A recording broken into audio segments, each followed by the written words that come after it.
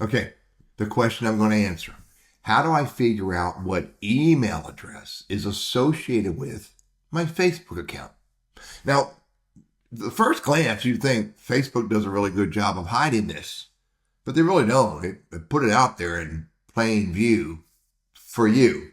Now, I could go over here and I could go to settings. I could poke around and find it there, but there's even an easier way to do it than that. When you're looking at your Facebook profile, click on the About button.